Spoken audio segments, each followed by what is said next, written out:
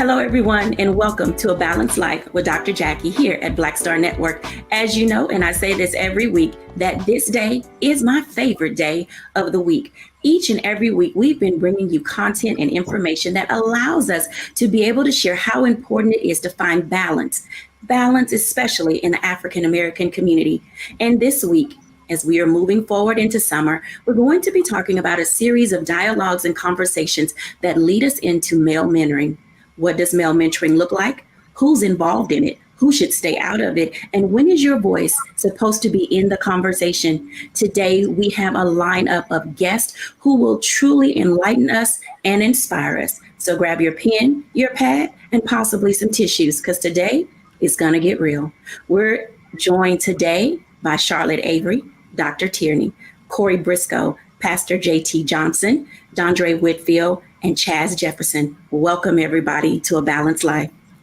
Hello, everybody. Hello. Wow. I am so thrilled that we are about to embark on this conversation today. I love that when we have everyone coming in, because I like for our audience to figure out where their access point may be. And so today we're going to be talking about male mentoring. And I'm just going to kind of do a round robin and find out from everyone before we get into some one-on-ones, what does male mentoring look like to you? And have you ever been engaged as a mentee or a mentor? Of course, I'm going to start with Corey Briscoe. Hey, Corey.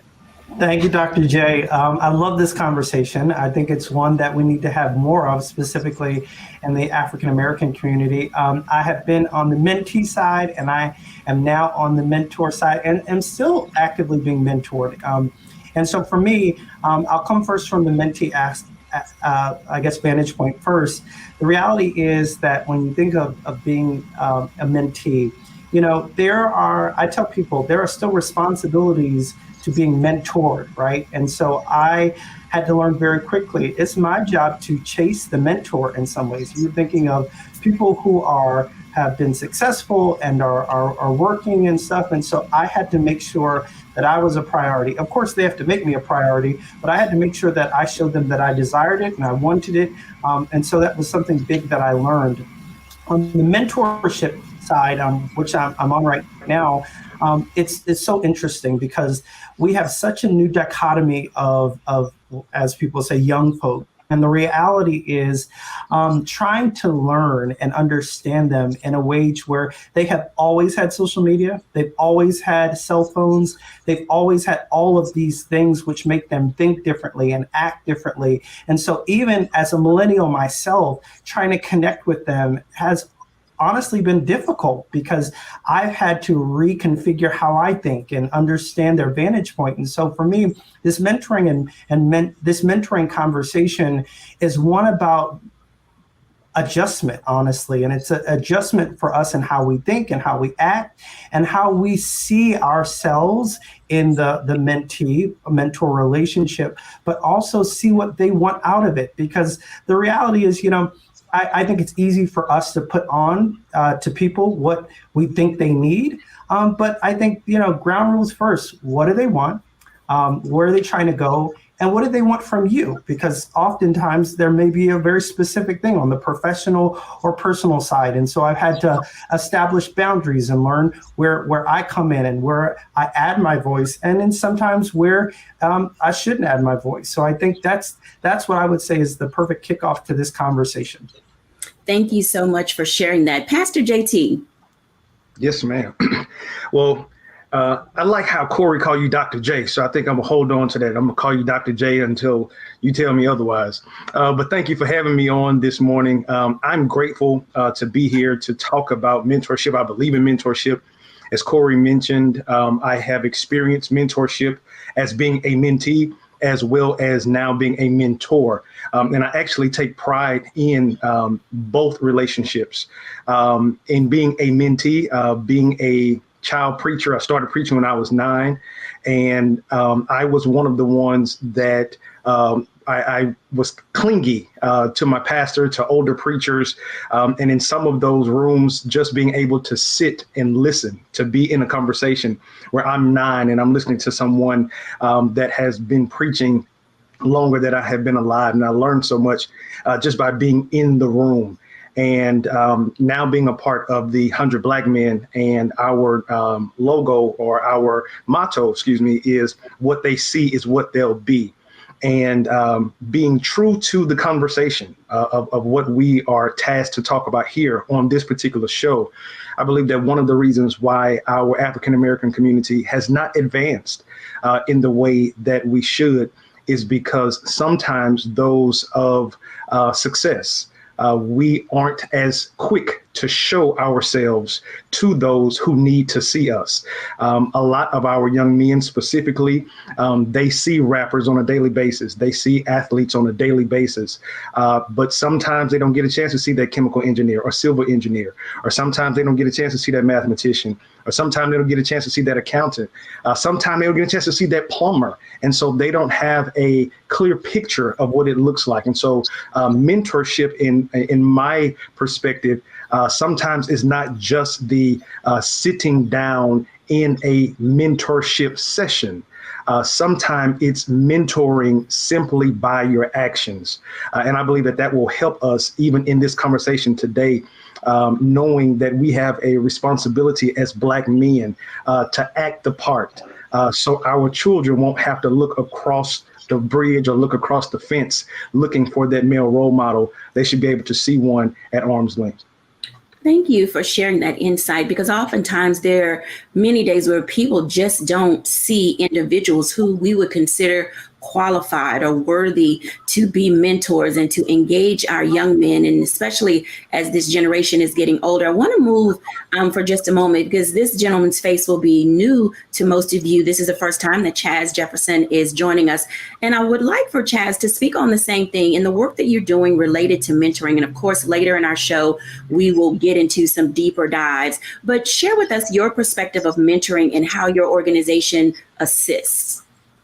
Well, with the National Center for Urban Solutions, one of the things that we want to make sure that we provide to our youth is solutions for them. With our mentorship programs, a lot of the male students that come from our high school, the Academy for Urban Scholars High School, come from at least 85% of them come from single house parenthoods.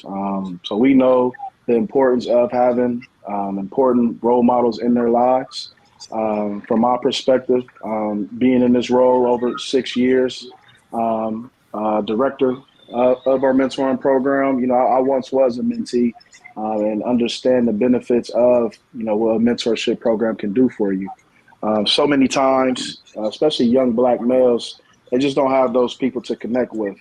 And what we try to do is just expose them to different things and let them know there are different outlets out here to do positive things. So with our programming, we're trying to input education on them. We're trying to put them in internships, earn certifications, just so we can equip them with the tools after they graduate from our program in high school to be successful in society. And we understand mentorship and high qualified mentors, people that actually want to do the work.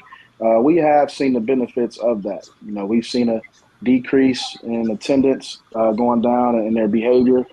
We've seen an increase in their graduation, or them participating in a lot of activity that they may have not done in the beginning of the year. And we believe, the crowd that we work with here in Central Ohio, it's a lot of youth that a lot of people don't want to work with, but we like to turn those stories into success stories. Thank you for sharing that information. Now, before, this is for my audience who's viewing, get your fangirl out. Just go and get it out the way, because the next person that we're going to talk to is occupying this space in such a way that calls all of us to sit up and take notice. Dondre Whitfield, welcome, sir. Dr. Jacquie, how are you? Thank you for having me. I am delighted to have this conversation with you. And for now, can you share with us what your perspective of male mentoring should look like and what it is as you see it today? And then, of course, after our break, we'll come back and have a deeper dive. Yeah, for me, really sort of attaching a hitch to what Pastor JT was talking about in terms of oftentimes we see mentorship as an active one-on-one with a particular person. And while I do that, even now as I was born and raised in Brooklyn, I live in Southern California now. I have actively begun to do work with students in Compton because I lived in Compton East. I grew up in Brooklyn at a time that it was very traumatic, very turbulent. And so we actively have to mentor. But as a young mentee, Muhammad Ali mentored me and didn't know it. Dr. King mentored me and didn't know it. Malcolm X was mentoring me and didn't know it. And so every single day, our job is to be the model that we want our brothers to ultimately mirror. You know, I often tell people that in my home, and my wife is no shrinking violet. She is from the South Side of Chicago, former actress, now a powerful director. But I am the leader of our home, not because I tell anybody what to do, because that's not going to work. But I show people what to do. Again, I am always modeling what everyone in the house, my children, even our pets, my wife included, I am modeling what everyone can mirror. So I think we need to look at mentorship from that side of it, from really being able to walk out so that people can look and see and go, oh, that's what I'm supposed to do, as opposed to some of the harmful things that I am doing.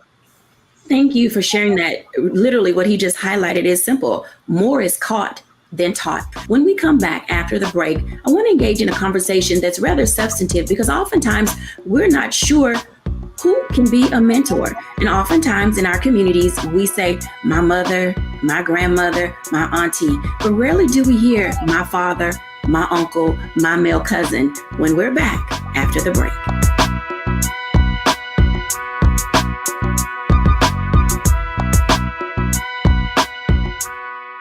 Don't you think it's time to get wealthy? I'm Deborah Owens, America's Wealth Coach, and my new show on the Black Star Network focuses on the things your financial advisor or bank isn't telling you. So watch Get Wealthy on the Black Star Network.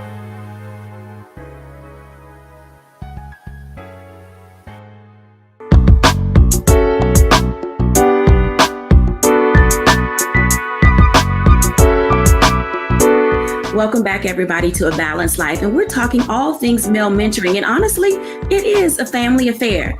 I would like to bring in Charlotte Avery and Dr. Tierney for just a moment, because they're married, have children, have mentored. But how you mentor your son is quite different than how you mentor your daughter. Charlotte and Dr. Tierney, welcome. Thank you. Thank you for having me.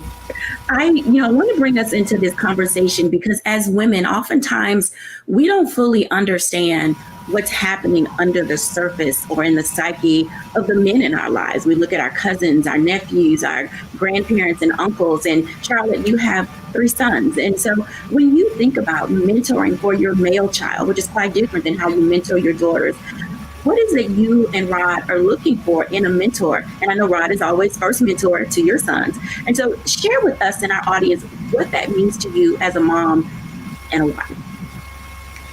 Well, I have to tell you, being a mom of 7 children and raising, 3 of them, which are young, Black, impressionable boys, it means everything to me for them to not only have their dad, who is a wonderful mentor and role model, but also to be able to have other people in our circle or people who get added into our circle, whether they're coaches or teachers or other professional people who can actually sow into them and speak life into them and can sometimes be able to speak a word into them or plant a seed into them that my husband or myself might not be able to do because we are so close to them being their parents.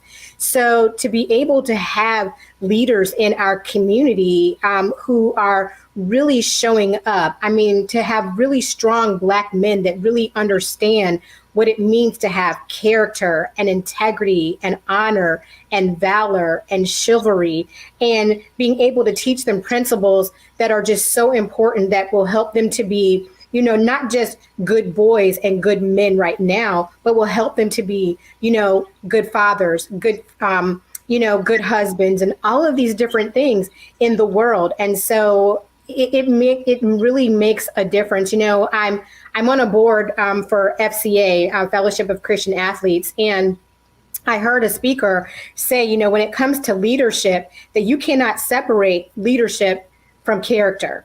You need to have both. And so to be able to have men, Black men, strong Black men who really understand what it means to truly lead, and that they can't separate their character from that leadership and how they show up in the world, it just means everything to me. Thank you for sharing that. I mean, you do mention something that's very important. And of course, the men who are watching, we recognize and identify that they serve in a lot of roles, outside of being husbands, fathers, uncles, and cousins. As you mentioned, they are teachers, they are coaches, they are, the barbershop workers. They're people who our children are in that space on an ongoing basis. And Dr. Tierney, when you consider the work that you do in coaching your clients and advising them, especially the men that you work with, how they level up, what does that look like in that male mentoring space, coming from a woman's perspective to reach men to say, you just got to do better? Mm-hmm, mm-hmm. Well, I had the benefit of being covered by some very strong men in my life, not just my daddy, but my grandfather, my uncles, and to borrow what my brother Dondre said, they did not treat me like a shrinking violet. They really mentored me and taught me, everything from coming alongside the things that my mother and my grandmother was teaching me about being a lady, all the way down to knowing when a guy is running game, and so being mentored and sitting at their feet, helped me to better connect with the men in my life. It has helped me to better connect with my husband. And so when thinking about my clients, a lot of times my male clients will tell me that they really were hesitant in connecting with me or coaching with me because I am a woman, but after they talked with me, they saw not only that I could understand and come alongside them, but that I'm also in a position where I recognize that I am a woman. So I'm constantly learning. We were talking, right before the break about how I said, I have my pen, I have my pad, and I'm ready to learn because I'm always sitting in a seat where I want to know what's happening, with my brothers. I want to know what's happening. What are they thinking? What are they feeling? Because that better equips me to love them more properly. It better equips me to be able to coach them, properly. Now, even in saying that, we're more alike, men and women, than we are different. Sometimes we communicate and express differently, but trying to find those areas where we are alike, and in terms of connecting with my clients, that is a thing that also makes me very effective in coaching my male clients to really hit their targets, hit their goals, and reach their next levels. Thank you for sharing that, because honestly, it's that common ground where we are able to meet each other, to discover where's that balance in our communication, where's the balance in our relationship, where's the balance in our understanding. And oftentimes, I know ladies just gonna get mad at me, whatever. We lose our cool oftentimes when we don't clearly understand and identify where men are coming from. And the reason that we're having this conversation today is because we need to know whether or not the men in our lives have been mentored, who's been mentoring them, but also what type of guidance and direction are they receiving so that we know how to latch on to that space. And that actually can become our access point to say, I know you've been hanging around so-and-so, they've been a positive influence in your life. And that gives us a little bit of a segue, if you will, to allow us to kind of step in to some places where we thought were too sensitive, to talk about. And I'm excited when we come back after the break to have this conversation about how do women engage men and levels and layers of conversation that can actually lead to substantive growth for our community when we're back after the break.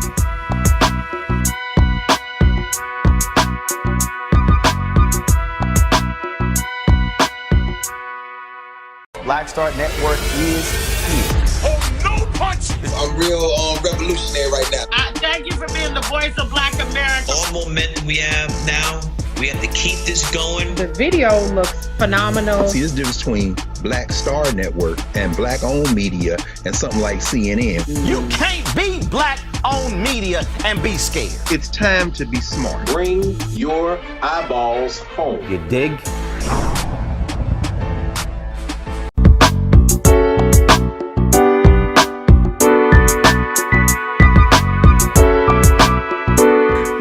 everyone from the break, as you can tell, this conversation is really highlighting and hitting for us some of those notes that are extremely important and valuable about how do we engage in male mentoring. Of course, women need mentoring too, and men play a very big part in how we as women learn and discover how to communicate with our men. That's our cousins, our uncles, our grandparents, our brothers. Sometimes we just don't get it right. And we're grateful to have this opportunity in this space to discover how to balance those levels and layers of communication in our relationship. I want to bring all of our guys back because I think that it's important right now that we really talk about how do men mentor men, and what does that relationship look like from the standpoint and the perspective of being transparent, vulnerable, and receiving the support that's needed in the society in which we live. Welcome back, gentlemen. Thank you. Hey, I am so thrilled that you all are here today to kind of enlighten us, because there are a few statistics that say that there are women who are raising more male children in a solo capacity than they are in a two-parent household. And so, Dondre, when you think about what that difference is in the mentoring capacity, how do you share and communicate the difference between a single parent household and a two-parent household? And let me just, this is for our caveat for our people, we do recognize that women are dying from cancer at alarming rates. And there are many men stepping into this solo parenting role. So how do we reach and guide and direct in this pathway of male mentoring? Yeah, one of the I would say the points that I made in my book, Male versus Man, that turned a lot of heads and now is beginning to make sense to people, really resonating, is that a woman can't teach you how to be something that she's not. And originally that got people their backs up because some of our brothers have abandoned their post for one reason or another, and there are a myriad of reasons. But when a woman is left to raise a son on her own, she has been made to feel like she is mother and father. And the truth of the matter is that the best that she can do is be a dynamic mother.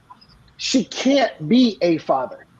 You don't have to be fathered by your biological, but you do have to be fathered, right? So I have a 17-year-old daughter, and I'm a very knowledgeable man, but I cannot teach my daughter how to be a woman. Why? Because I'm not one. That is my wife's job. If my wife weren't in my life, I'd say, Dr. Jacquie, I'm dropping Parker off to you from 9 a.m. to 3 p.m. on Monday. Do what you do. And then I come and pick her up, and I'm going to do it again on the weekend. And I'm going to keep doing it until you say, I can't do it anymore. Why? Because, again, I can't teach her how to be something I am not. What I can do is I can teach her how to have language for a man. I can teach her how to identify a man. In my book, I talk about how males look to be served while men look to be of service. So there is a dynamic difference between every single brother that you see walking down the street. Simply because he has a penis and pecs doesn't make him a man. That makes him a male, but what makes him a man is his understanding that he should be dedicated to being of service. I tell my sisters all the time, look, when you're going out on a date with a guy, the two questions that you should be asking is, who taught you how to love and who taught you how to be a man? Manhood or becoming a man doesn't come with a magical age. You don't automatically turn into a man because you turn 18 or 21 or 25, like car companies think. You turn into a man by being given information, instruction, and being held to account. That is why us as men, we are so critical in the formation of manhood in our young brothers. So our single moms really have to become partnered with a man in order for him to begin to guide that young male to help him matriculate into manhood. Okay, so you missed the whole mouth drop. And so I want to pick up on something that you said, the formation of manhood. At what age does the formation of manhood begin? Because I know in our society, we baby our kids for too long. So please unpack that for us.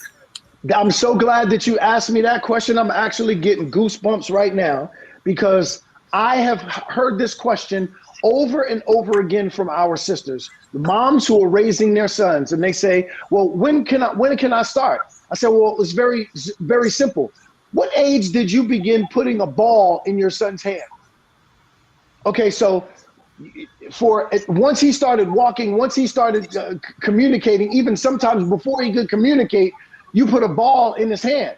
Well, why is it that you would put a ball in his hand hoping that maybe you might turn him into the next Kobe Bryant, LeBron James, or Michael Jordan, but you won't invest the same energy and effort into making him the greatest version of himself that is a man?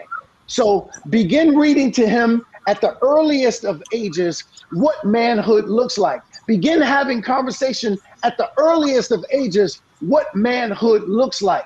My son, who is 13 years old, and my hand to God, if my son was standing here right now and you asked him, you said, Dre,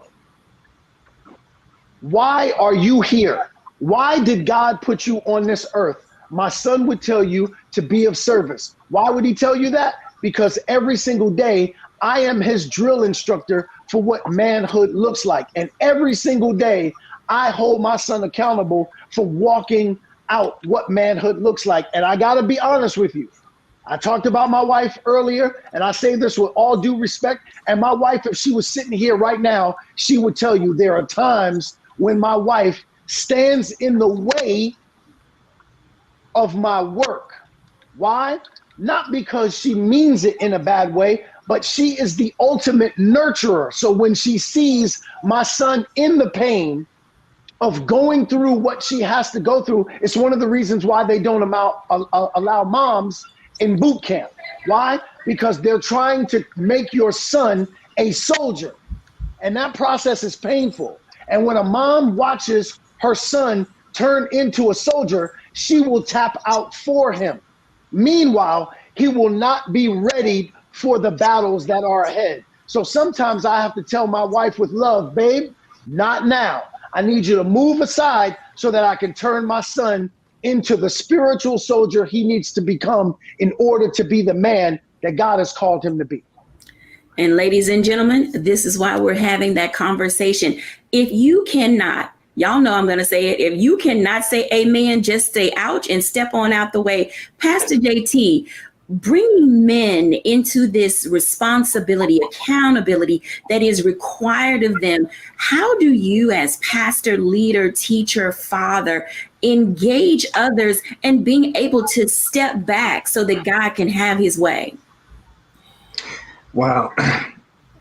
Dr. J, I should have went first. I think Bishop Dondre just kind of just wiped out everything. I'm over here just speechless myself. But to be perfectly honest with you, and brother, I echo you, and to our listeners, what you just heard there was like so rich. I don't even think that we could kind of conceptualize what we just heard. And I believe that that's the blueprint of us shifting this next generation. And to piggyback off of what he said and to answer your question, I believe it's being relationally intentional. One thing that I have identified with men is that men are guarded. Especially when you think about African-American men, we are not taught to feel. We're not taught to express our feelings. And even when we are in a home with another man, to DeAndre's point, we are to be strong. We are to be that server.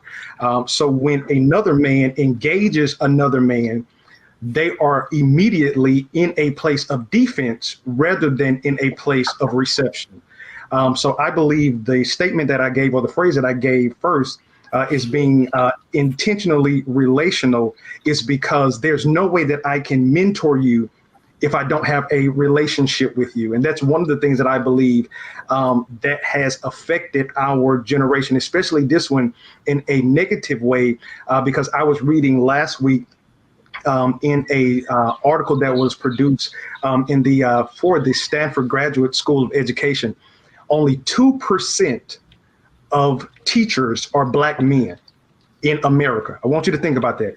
Only 2% of teachers in America are Black men, and our children go to school every day.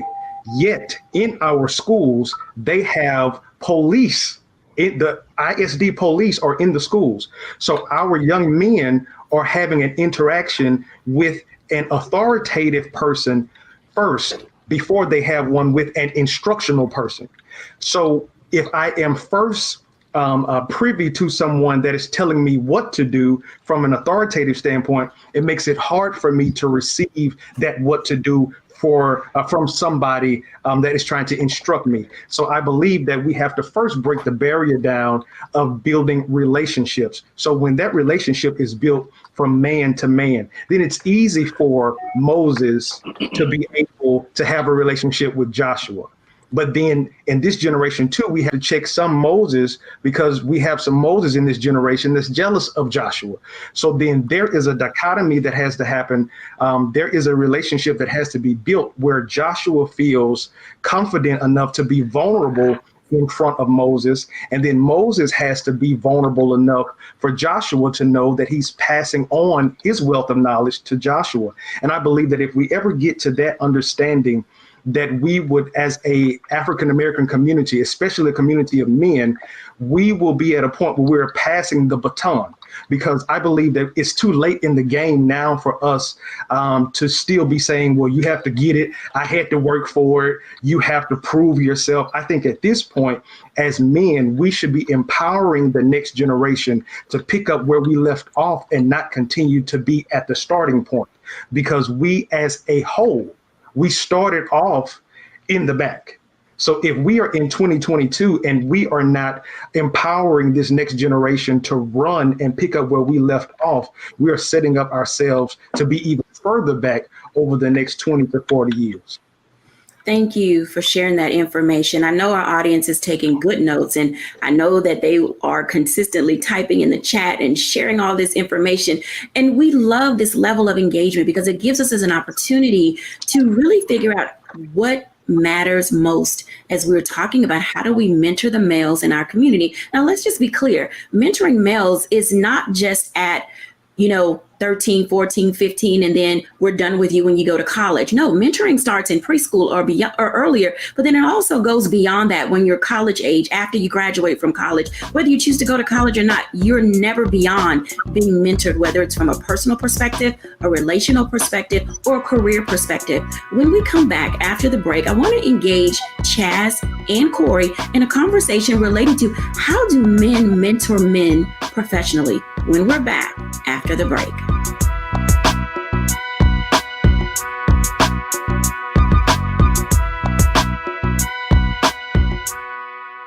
Pull up a chair, take your seat. The Black Tape with me, Dr. Greg Carr, here on the Black Star Network. Every week, we'll take a deeper dive into the world we're living in. Join the conversation only on the Black Star Network.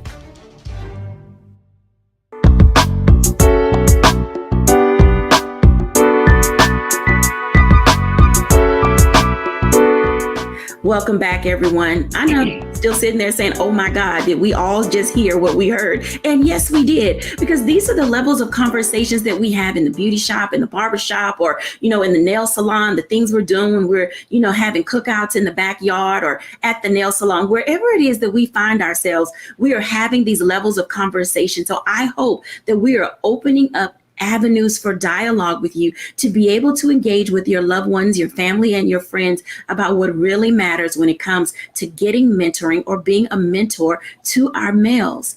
Corey and Chaz, I'd like to engage you now in this conversation related to professional mentoring. Chaz, when you think about the work that you do, why is it that you do the work that you do? And at what age do you continue to mentor men within your organization? far as men that want to become mentees. Yeah, if there are men that want to become mentees, but then also those that are needing mentoring, where do those ages stop and start, and how do you prepare them for the process? Well, from a mentor perspective, when we're recruiting our mentors for our young mentees, we like to host different sessions. And once we collect those mentees who are participating in our program, then we're meeting with them on a almost monthly basis, because we want to see what's working, what's not working, what are some challenges that they're facing, how we can help them.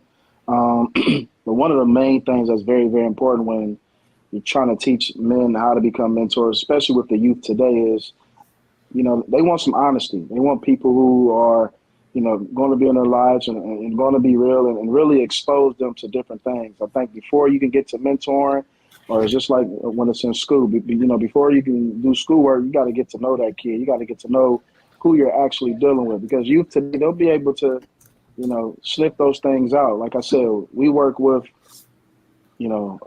almost over 80% of our young men come from fatherless homes, and, they're used to people coming in and out of their life. So, the things, if we can connect with them on a spiritual level, whatever level that is, we got to make sure that our engagement is correct first. You start from that standpoint, then you can get into the mentoring and the activities and seeing the different things that they want to do. Just an out of box approach in regards to trying to stay connected with them. That's one of the things we try to pride ourselves on. It's very time consuming. So the men that we do work with, sometimes they are volunteering, and they got to be willing, to really, really be in these young men's lives because they need it. So from a commitment standpoint, those are some of the things that we're trying to cover when meeting with mentees, when recruiting new mentors. Those are the questions and things that we try to keep in mind when we're trying to pair someone with our mentees and want to bring them into our program to work with our young men. Thank you for sharing that. Those relationships that are built male to male, that bonding is important, because as Chaz just said, there are times that these young men come from homes where there is no father, and in their community, oftentimes there are no father figure. Now, most of us are no stranger to statistics of violence, the number of men that are serving in the military, the number of men that are incarcerated, the number of men who have gone on to glory. So therefore, there is a shortage of men being able to pour into the lives of these young men. However, when I think about Corey Briscoe and the work that he does, community, both relationally from the church and also professionally, Corey, how is it that you are mentoring others, and why do you see value from a professional perspective in mentoring? What does that offer the life of a young person? Muted. We're going to take a pause at 40:11 because Corey Briscoe is espousing to us on mute, and his waxing eloquent could not be heard. So we were about at 40:10, 40:11. So yes, Corey, please share. Well, I just want to start with saying that the gentlemen are absolutely killing it. This could be a 4-week conversation. It is absolutely amazing. I think the first thing when we think about male mentorship is we have to understand the landscape of our country first and our communities. And when we look at U.S. Census data, right, the U.S. Census tells us that over 22 million children come up in single family households. And then when you think of African American males and you think of how they have grown up, whether urban environments or not, the first thing you have to do is level set. And I think it's one of the biggest issues why national programs aren't effective to our Black males is that they don't speak to us. They don't talk to us, right? Effective mentoring, it has trust, it has empathy, it has relationship building that allows me to see myself or allows me to understand my current predicament in a way that I can trust you, I can be honest with you, I can confide in you. And I think that's the hallmark of, and the first pillar of starting male mentorship. When I look at the work that I do with men across the country, we've got to have honest conversations about trauma and exposure to violence. We have to have real conversation about where people are and where they're not. Because how can I deal with professional, Corey, and professional development where I want to go when I still am dealing with mental trauma and trauma in my communities, and I'm looking at the landscape of what's going on, and I'm still trying to figure out my own survival. So you talk about the landscape of developing people, right? The first thing I deal with is trying to identify where they are in a sense of belonging, right? Let's understand, do they have the cultural groups? When I look at myself, right, I grew up in predominantly, white high schools and white learning academies where I was one of many. It was just me. And it was many students, but I was the only one that looked like me.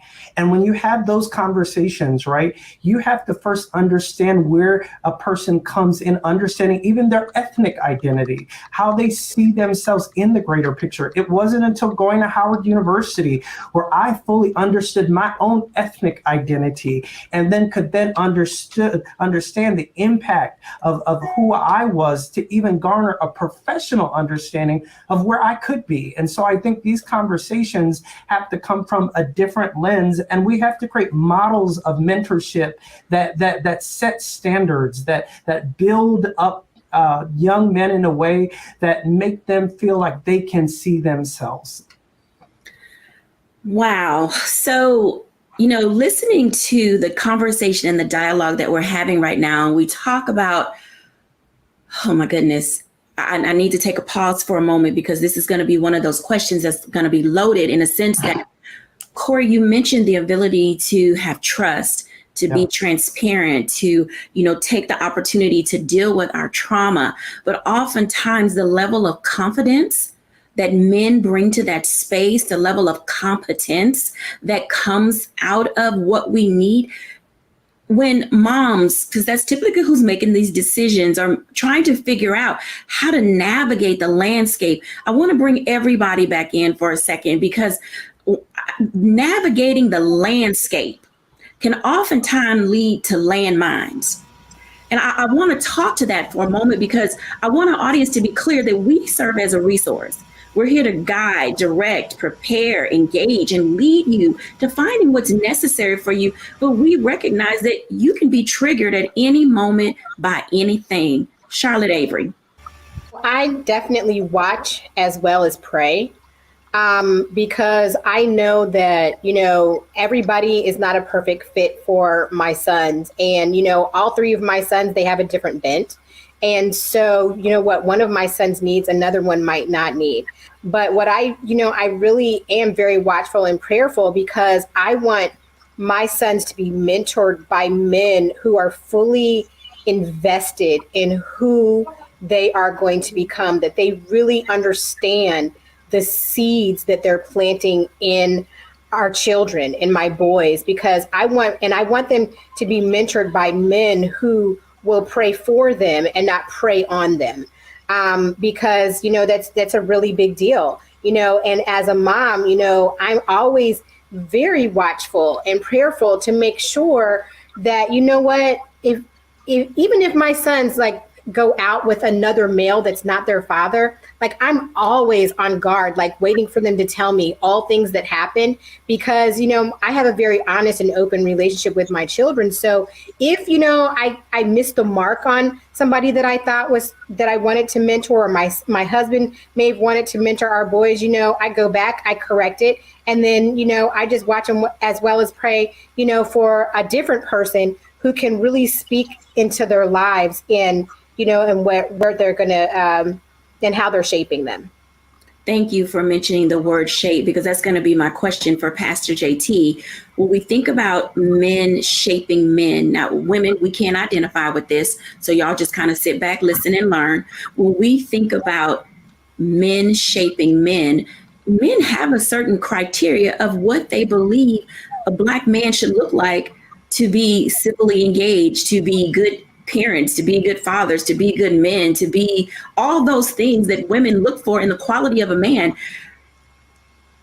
help us understand how to look for that, you know, when we're seeking out these things for guidance and direction. Wow. So I'll be honest with you. Dondre gave us two important questions that I believe I would agree with that sisters should ask. Who taught you how to be a man and who taught you how to love? But to be perfectly honest with you, I believe that there has to be a level of self-awareness if we're talking about a sister looking for that man. Because to be perfectly honest with you, if we, and I'm a pastor, so I have to go back to the book that I preach from. It said the man that finds a wife finds a good thing. And so our culture prepares a woman to be a wife while a man just stumbles along in life, just grasping and learning along the way. So little girls, I have 8 beautiful nieces. I have 2 young men that are my sons, but I have 8 beautiful nieces, and all of them have dogs. All of them. My baby niece Baylor, she loves to cook, but she loves to use her easy bake oven. So she's being taught the aspects of being a wife. But my boys, they want to play games. They want to play Call of Duty. They want to shoot guns. They want to use Tonka trucks. So you have men who want to buy guns and buy cars, and you have young girls that are growing up to be the nurturer that Dondre talked about. So that young woman, when she is looking for a man to be her husband, I believe the first thing that she needs to do is be so aware of herself and aware of her relationship with God that she hides herself in God. So then when that man finds God, God will direct him to who has been hidden. And then when that union is brought together, that will be one that no man can put asunder. Thank you for sharing that information. Now, we have to go to a break and we're going to end the show. But I'm going to do something I've not done before. When we come back after the break, I want everybody to identify and understand just how serious we are about the work that we are doing and how male mentoring is going to be moving forward. So this will be all of June. We're talking about men and male mentoring, and we're going to get ourselves together as a community. When we come back after the break, I'm asking Dondre to give our reflection when we're back after the break.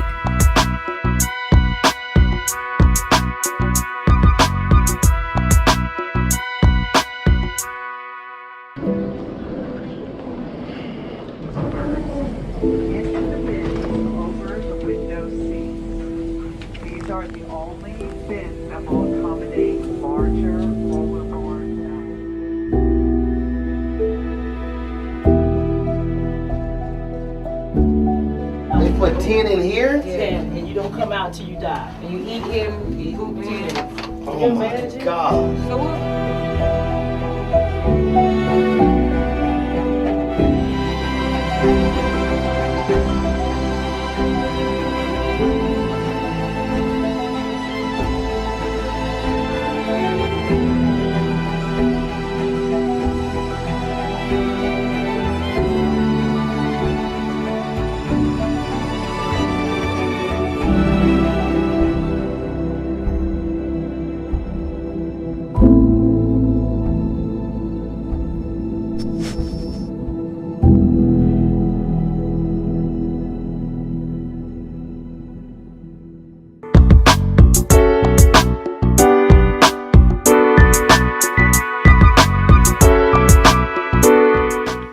Welcome back, everybody, to A Balanced Life. And as you can tell, our mouths have dropped. We've cried a few tears. We've shared a few laughs. And we're really in awe and in amazement about how we move our community forward. So I've asked Dondre Whitfield to give our closing reflections for our show. Dondre. As I reflect on my own biological father, who passed away last year, and my father and I were estranged from each other for 20 years. My father had gone to prison for 13 years for manslaughter. He had gotten locked up when I was 13 years old. When he got out, I was 26. When I found out that he was out, based on experiencing all of the abandonment and abuse by him when I was an adolescent. At 26 years old, I was not the version of a man that I am now. I was a man, but I had male-like tendencies.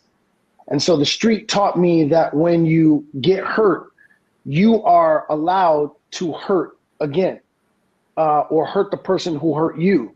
Hence the term hurt people. And so I drove back into Brooklyn, found my father, and I picked him up in my expensive car because I wanted to show him what I had made of myself without him. And just before I kicked him out of my car, I told him if I ever saw him again that I would kill him. It wasn't until I was 46 years old where my 11-year-old daughter came and sat down next to me. No segue. She said, "Dad, do you know where your father is?" And I knew that God had sent me a messenger that I couldn't shoo away.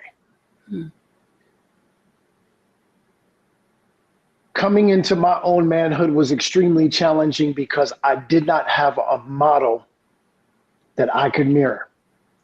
And so every single day when I do the work that I do it in honor of my father, who would have become a great man sooner than when he found Islam in prison. I honor my best friend who I lost in a motorcycle accident because rather than look after my friend, I decided to entertain myself and abandon looking after him. So when a man abandons his post, I lost my best friend that day because he followed me in folly. My daughter is named after him. And so every day I look at my daughter, every day I call her name, I think of my friend that I lost in abandoning my post. So every day that I help males matriculate into manhood, I honor my father. I honor my best friend. Our sisters, while we were doing this show, in our chat, were talking about how much we had poured into them, how much they learned, and they were affirming us. And I thank them because as men, we are quick to hear our sisters when they are critical of our behavior, but we need to be as quick to hear from them when we hit the mark. We need to build our community in having our sisters speak that kind of affirmation into us when we are diligent about putting in the sweat equity that builds our community. And we need to hear from our brothers and love on ourselves. We hear about all of this stuff that happens in our community. We heard about Buffalo. We haven't spoken about that, and yet every single one of us are carrying the residual effect that comes from that. So we have to be able to pull together and build each other as we build our young brothers and sisters. So with all of that being said, mentoring is a gigantic pulling together of resources and love, and that we have to be able to do that together if we're going to build each other. So I'm just so thankful to have this conversation. Dr. Jacquie, thank you for bringing us all together. And I feel like a part 2 is waiting from this conversation. Thank you so much for sharing, and thank you all for watching. Stay tuned for part 2 of this conversation. Bye now.